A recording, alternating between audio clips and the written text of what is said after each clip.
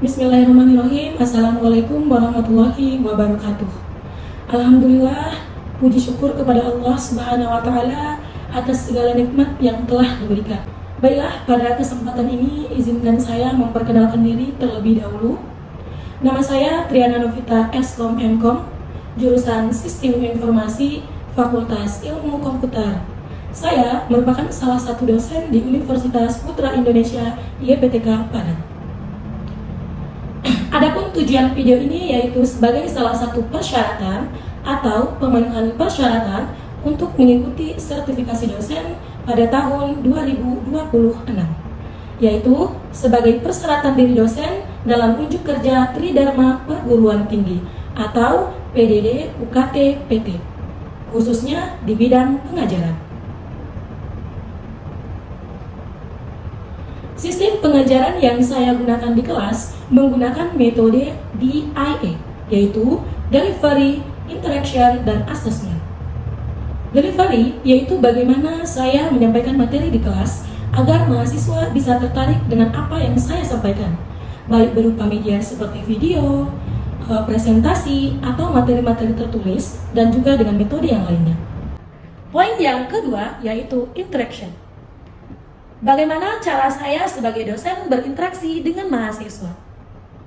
Selama perkuliahan, ada beberapa cara dalam berkomunikasi dengan mahasiswa, yaitu baik dengan cara tanya jawab atau diskusi, sehingga mahasiswa bisa mengutarakan pendapatnya. Kemudian, membiasakan mahasiswa mengerjakan atau menyelesaikan soal ke depan. Dan yang berhasil mengerjakan atau menjawabnya dengan benar, maka akan diberikan nilai poin. Nah, dengan cara ini, mahasiswa jadi lebih semangat untuk bisa menyelesaikan soal-soal ataupun tugas yang diberikan. Poin yang ketiga yaitu tahap asesmen atau penilaian, di mana tahap ini melibatkan penilaian hasil belajar mahasiswa. Penilaian bisa dilakukan melalui berbagai cara, baik itu melalui mahasiswa bisa menjawab pertanyaan, melalui mahasiswa bisa menyelesaikan soal ke depan, baik itu bisa menyelesaikan tugas, membuat presentasi, dan juga mengerjakan kuis, kemudian mengerjakan ujian tengah semester dan juga ujian akhir semester. Arsitektur dan perancangan sistem enterprise merupakan mata kuliah wajib pada semester 5 yang memiliki bobot 2 SKS dan sebanyak 16 kali pertemuan. Untuk deskripsi mata kuliah arsitektur dan sistem perancangan enterprise, pengajaran kepada mahasiswa dengan memberikan metode ataupun pengetahuan mengenai tujuan bisnis dan teknologi informasi, sehingga memiliki kompetensi tentang proses bagaimana menganalisis dan merancang solusi untuk mengoptimalkan kerja dalam suatu organisasi. Dengan capaian pembelajaran mata kuliah yang pertama, yaitu mahasiswa mampu mengidentifikasikan kebutuhan analitik data yang dapat mendeskripsikan kondisi organisasi dengan integrasi dari beragam sumber data yang dimilikinya. Kemudian, yang kedua, mampu menerapkan pengetahuan yang dimiliki untuk menghasilkan solusi kecerdasan bisnis dan analitik data yang dapat mendeskripsikan kondisi organisasi dengan integrasi dari beragam sumber data yang dimilikinya. Poin yang ketiga yaitu mendemonstrasikan kemampuan dalam merancang dan memenuhi kebutuhan sosial kecerdasan bisnis dan analitik melalui pengembangan dan pengoperasian platform sistem informasi untuk melakukan analisa deskriptif dan prediktif berdasarkan sumber data dari organisasi. Berikut saya tampilkan cuplikan video pembelajaran proses saya tentang salah satu materi pada mata kuliah Arsitektur dan Perancangan Sistem Enterprise, yang mana akan dijelaskan tentang strategi bisnis dan teknologi informasi dalam Enterprise Arsitektur. Berikut cuplikan videonya. Assalamualaikum warahmatullahi wabarakatuh. Waalaikumsalam warahmatullahi wabarakatuh. Alhamdulillah, selamat pagi semuanya. Pagi. Apa kabar hari ini? Baik. Alhamdulillah. Sebelum mulai perkuliahan, marilah sama-sama kita membacakan doa sesuai dengan agama dan kepercayaan masing-masing. Berdoa mulai.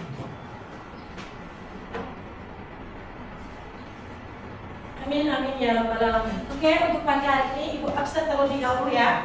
Bagi yang Ibu Arsa dipanggil namanya, silakan tunjuk tangan. Farel Setiawan, oke, hadir. Fatwa yang Pradana, hadir. Iqbal Fornaudi, hadir. Kemudian Muhammad Sukri, hadir. Sama yang terakhir Amelia Azani, hadir. Oke, hadir semuanya ya untuk seminar ini. Oke, untuk pertemuan kali ini kita membahas tentang strategi bisnis dan teknologi informasi dalam enterprise architecture. Sebelum kita membahas materi hari ini, ada yang masih ingat pembahasan materi kita pada minggu lalu? Oke, silakan Iva. Minggu lalu kita membahas tentang struktur organisasi dan budaya dari enterprise. Komponennya ada peran, keterampilan, kompetensi, struktur organisasi, budaya, dan perilaku. Oke, minggu kemarin kita sudah membahas budaya dan struktur organisasi. Nah, di sini ada yang masih belum paham dengan materi kemarin? Atau udah paham semuanya? Ya. Oke, hari ini kita membahas materi yang baru, yaitu mengenai strategi bisnis dan teknologi informasi dalam enterprise architecture.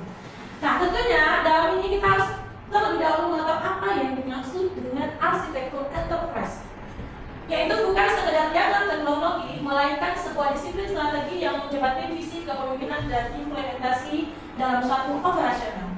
Nah, di sini juga memiliki hubungan antara strategi bisnis dan TI sangat krusial. Kenapa antara strategi bisnis dan teknologi informasi sangat krusial? Karena dia saling berhubungan, ya tidak? Ya, kalau kita dalam menjalankan bisnis, dia berhubungan nggak dengan teknologi informasi? Ya. Berhubungan. Dan arsitektur enterprise ini juga berfungsi sebagai jembatan untuk mengintegrasikan kedua domain ini. Nah, ada beberapa poin, yaitu 3 poin yang menegaskan peran dari integrasi AI atau arsitektur enterprise ini. Yang pertama, nanti kita akan menjelaskan tentang mendukung strategi bisnis melalui desain sistem yang koheren. Kemudian yang kedua yaitu relasi tujuan melalui pemetaan end-to-end. Kemudian yang ketiga kita akan membahas tentang pandangan terintegrasi untuk manajemen perubahan yang efektif.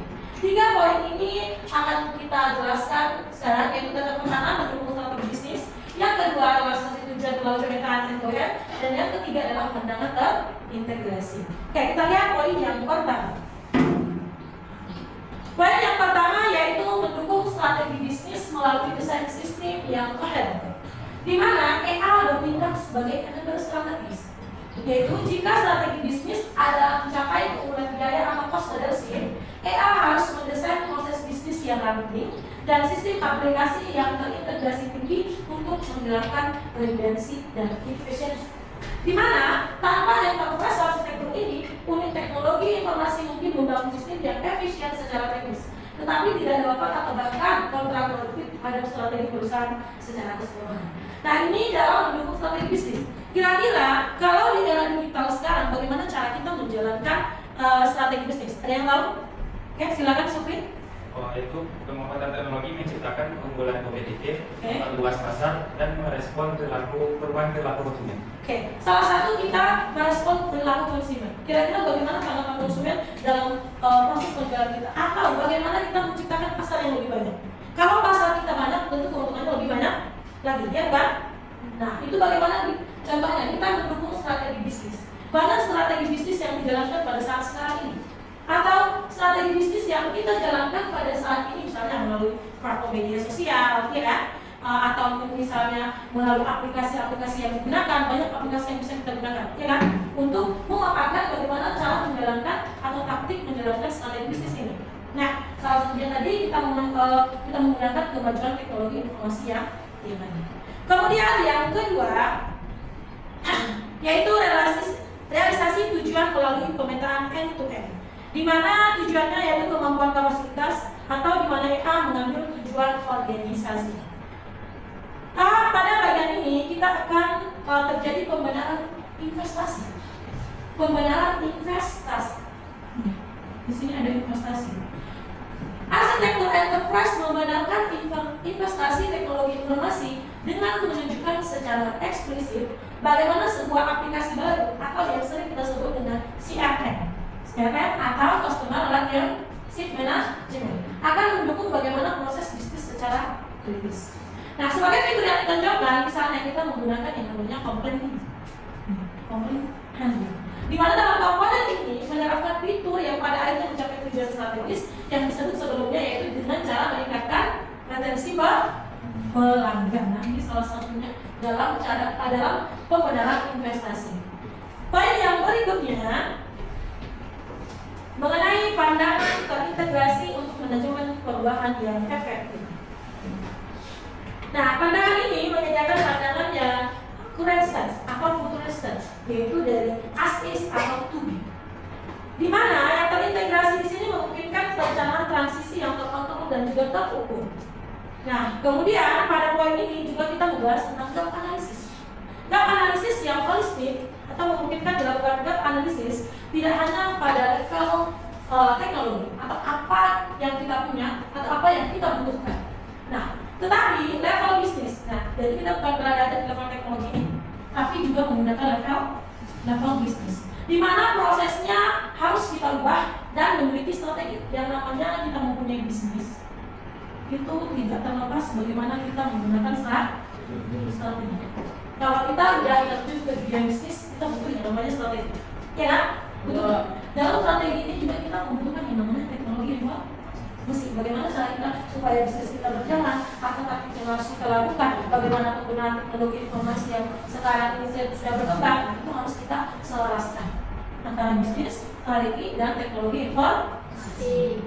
Kemudian menghasilkan peta jalan atau roadmap, yaitu dokumentasi terintegrasi menjadi dasar untuk peta jalan atau yang sering kita sebutkan menjadi enterprise architecture roadmap. Kayak strategi bisnis strategi dalam EA atau komponen utamanya ada 3 sudah kita bahas. Yang pertama mendukung strategi bisnis, yang kedua realisasi tujuan, dan yang ketiga yaitu pandangan terintegrasi untuk manajemen perubahan yang efektif. Kita lihat yang bagaimana EA mendokumentasikan 3 isu utama pada bisnis. Yang pertama, bagaimana cara mendukung strategi goals atau bagaimana cara kita menentukan tujuannya. Dalam bisnis kita memiliki tujuan, pasti ya. Dalam suatu bisnis kita memiliki yang namanya tujuan. Contohnya di sini tujuan strategis. Tujuan strategis meningkatkan operasional sebanyak 20% dalam kurun waktu 1 tahun. 20% dalam kurun waktu 1 tahun. Kemudian EA akan mendefinisikan bagaimana cara memproses bisnis yang optimal, yaitu dengan sistem ERP untuk koordinasi dan infrastruktur TI yang kita butuhkan. Jadi dengan sistem yang kita terapkan di ERP tadi, kita bisa kira-kira bagaimana bisa nggak kira-kira 20% yang kita hasilkan dalam 1 tahun? Bisa. Nah, itu caranya. Atau misalnya kita maunya seperti apa dalam 1 tahun pencapaiannya bagaimana? Nah, itu bisa kita terapkan dengan mendefinisikan produk yang perlu dioptimalkan dengan sistem ERP. Kemudian yang berikutnya mendokumentasikan aktivitas bisnis kita perlu nggak? Kita mendokumentasikan aktivitas bisnis kita perlu nggak? Kalau di era sekarang, di era digital seperti sekarang itu sangat perlu. Bahkan semuanya harus benar-benar didokumentasikan. Misalnya seperti ada penjualan kita per hari berapa, pelanggan kita banyaknya berapa, kemudian perjalanan bisnis atau keuntungan kita hari itu berapa, itu perlu didokumentasikan supaya kita mengetahui kira-kira untung ruginya bagaimana. Kita perlu ya. Nah, mendokumentasikan aktivitas bisnis, contohnya dalam enterprise architecture bisnis seperti order management. Bagaimana orderan manajemen orderan hari itu, ya kan? Manajemennya seperti apa? Kemudian melakukan delivery, payment, semuanya kita dokumentasikan. Delivery-nya kita dokumentasikan, bagian payment-nya juga kita dokumentasikan dan digambarkan dalam model proses. Misalnya, kita catatkan misalnya dalam bisnis kita buatkan di sini berapa delivery. Berapa yang melakukan order. Nah, kita buat semuanya di sini. Order secara langsung dan order delivery itu tuliskan. Supaya kita dokumentasikan ada ketinggalan, jadi kita tahu kira-kira hari ini keuntungannya atau secara delivery juga. Yang ordernya misalnya 4. Nah, ini kita tahu keuntungan kita berapa. Iya kan? Atau misalnya keesokan harinya misalnya cuma 3. Ini juga berarti berkurang. Jadi kita harus tahu, harus kita dokumentasikan aktivitas bisnis kita secara per hari. Tujuannya agar seluruh bagian organisasi memahami dan menjelaskan sistem yang digunakan dengan aktivitas tersebut.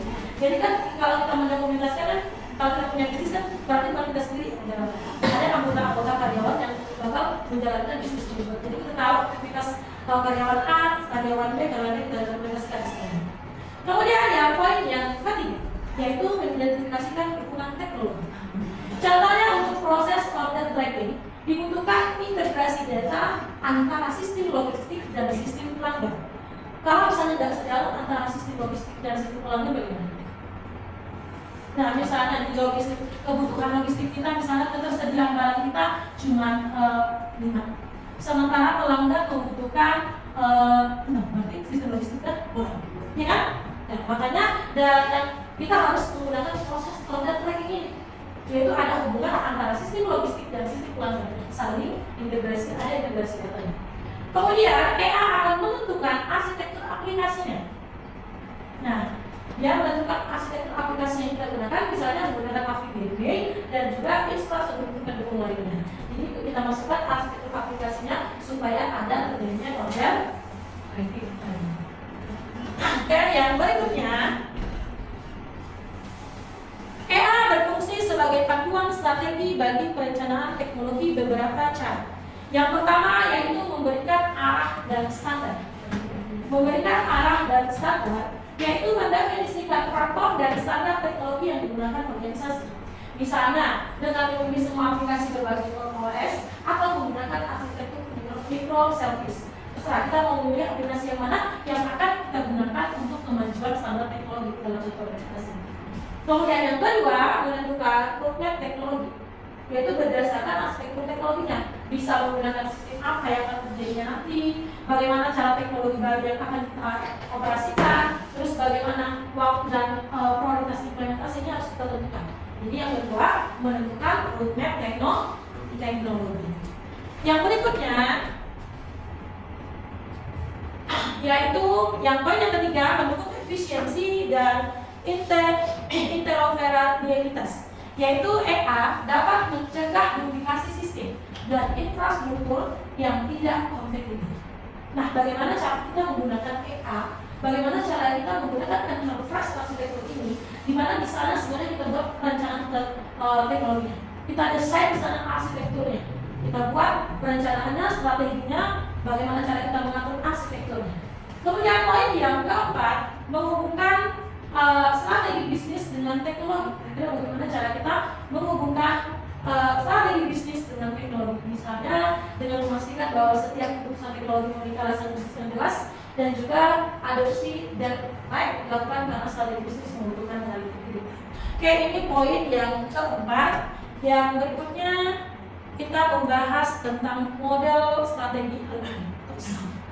Ya, model strategi alignment atau misal. Nah, kita bisa lihat di sini. Kita bisa lihat di sini ada gambaran strategi bisnis. Ada gambaran strategi bisnis. Kemudian di sini ada gambaran strategi IT. Kemudian di sini ada infrastruktur dan prosesnya. Kemudian yang terakhir ada infrastruktur, SD dan prosesnya. Di sini ada proses internal dan eksternal dan saling berhubungan. Seperti pada sini saling berhubungan tidak? Oke, saling berhubungan. Ada kategori 4, kategorikan 1, 2, 3, dan 4. Ada namanya bisnis strategi, IT strategi, organisasi infrastruktur dan proses, dan IT infrastruktur dan juga prosesnya. Di sini kita buatkan fokus kita kemana? Kalau kita menjalankan bisnis strategi, kita berfokus pada tujuan, visi, dan keunggulan kompetitif. Ya, kita berfokus pada bisnis. Terus kalau fokus bukan di strategi, bagaimana strategi kita fokus pada peran planning dan juga portofolio aplikasi. Jadi kita fokuskan ke sini dulu. Kemudian kalau kita menggunakan organisasi dan tertentu, kita fokusnya kemana? Yaitu kita buat struktur organisasi atau proses dan peranan manusia di sana. Nah, kita buatkan fokus-fokus kita kemana supaya nanti kita bisa menggapai tujuan yang kita mau, visi-visi kita. Nah, baru kita buat pertanyaan kami. Kalau di sini ada tujuan, visi dan keunggulan kompetitif maupun pasar, kita buat pertanyaannya di sini, apakah arah bisnis dan tujuan utama organisasi ini? Jadi kita tentukan dulu. Kita ada bisnis, kita ada strategi bisnis kali ini kita jalankan.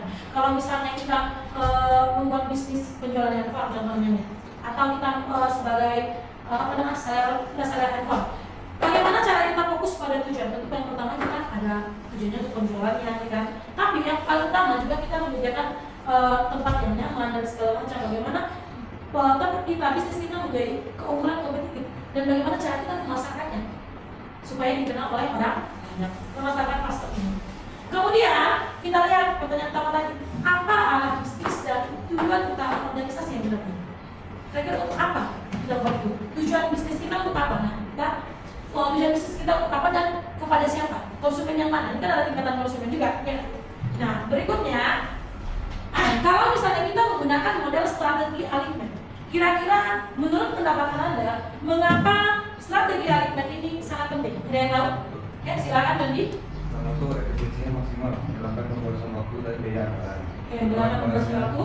Caranya jelas, jadi setiap individu memahami kebutuhan mereka, ketika meningkatkan kinerja. Oke, meningkatkan kinerja. Mulai dari kita menghemat waktu dan biaya, ya kan, penggunaannya. Kemudian juga untuk kita mengetahui apa tadi? Setiap individu memahami tugas mereka. Setiap individu memahami tugasnya masing-masing. Makanya kita buat model seperti ini, strategi alignment supaya lebih terarah. Ya kan, kita buatkan tambah terarah. Bagaimana cara penggunaan bisnis strategi, bagaimana cara penggunaan IT strategi, bagaimana organisasi infrastruktur dan proses, dan juga bagaimana kita infrastruktur dan proses bagian IT-nya. Nah, sampai di sini ada yang ingin ditanyakan? Tidak ada yang ingin ditanyakan. Oke, kita lanjut. Setelah 4 proses, kita lihat contoh penerapan kuadran. Yaitu jika organisasi menentukan sebuah strategi bisnis baru dengan melakukan ekspansi kegiatan dalam online, maka enterprise arsitektur memastikan strategi TI juga berubah. Yaitu bagaimana cara menambah sistem e-commerce, ikut infrastruktur dan data analisis. Kira-kira pembahasan kita mengenai peran teknologi informasi dalam PA sampai di sini. Ada yang ingin ditanyakan? Ya, tidak ada. Ada yang bisa menyimpulkan perkuliahan kita hari ini? Ada yang bisa? Bisa, oke, silakan Randi. Apa kesimpulan perkuliahan kita hari ini? Strategi bisnis adalah rencana jangka panjang yang dirancang untuk mencapai tujuan. Strategi bisnis adalah jangka panjang yang dirancang untuk menentukan tujuan. Oke, kita rancang tadi tujuan kita dulu, bagaimana cara kita mengatur strategi bisnis. Oke, yang lain ada lagi yang ingin ditanyakan? Udah paham semuanya? Oke, kalau udah paham semuanya, minggu depan kita ada tugas kelompok mengenai teknologi informasi itu dulu. Nanti kalian temukan atau buatkan tugasnya seperti ini. Kita memilih organisasi atau perusahaan. Anda boleh memilih objeknya apa, boleh kampus, boleh tempat bisnis lainnya atau rumah sakit dan yang lainnya. Kemudian kalian mendefinisikan visi dan misinya. Tentukan visi dan misinya dari misalnya visi dan misi dari kampus tersebut. Kemudian bagaimana cara Anda menurunkan strategi bisnisnya, bagaimana cara menyusun strategi alignment modelnya dan kabelnya. Nah, ini nanti besok kita kerjakan ya, di minggu besok. Kalau udah paham dengan materi hari ini, ya paham belum? Ya. Kalau udah paham mengenai materi kita, yaitu mengenai hubungannya dalam perencanaan bisnis, maka kita cukupkan perkuliahan kita sampai di sini. Sebelum mengakhiri perkuliahan, marilah sama-sama kita membacakan doa menurut agama dan kepercayaan masing-masing. Berdoa dimulai. Amin ya rabbal alamin. Mudah-mudahan apa yang kita peroleh hari ini bermanfaat bagi kita semuanya dan menjadi pelajaran yang berharga untuk kita semua. Mohon maaf. Assalamualaikum warahmatullahi wabarakatuh. Waalaikumsalam warahmatullahi wabarakatuh. Demikian deskripsi dan cuplikan proses pembelajaran dalam mata kuliah Arsitektur dan Perencanaan Sistem Enterprise. Terima kasih saya ucapkan kepada semua tim penilai dari sertifikasi dosen tahun 2026. Terkhusus kepada Direktorat SDM Dirjen Dikti dan Ristek dan juga Kemendikbud Ristek Dikti. Saya juga mengucapkan terima kasih kepada Universitas Putra Indonesia YPTK Padang, Fakultas Ilmu Komputer, rekan sejawat, serta mahasiswa-mahasiswi Universitas Putra Indonesia YPTK Padang. Demikian yang dapat saya sampaikan. Lebih kurangnya saya minta maaf. Assalamualaikum warahmatullahi wabarakatuh.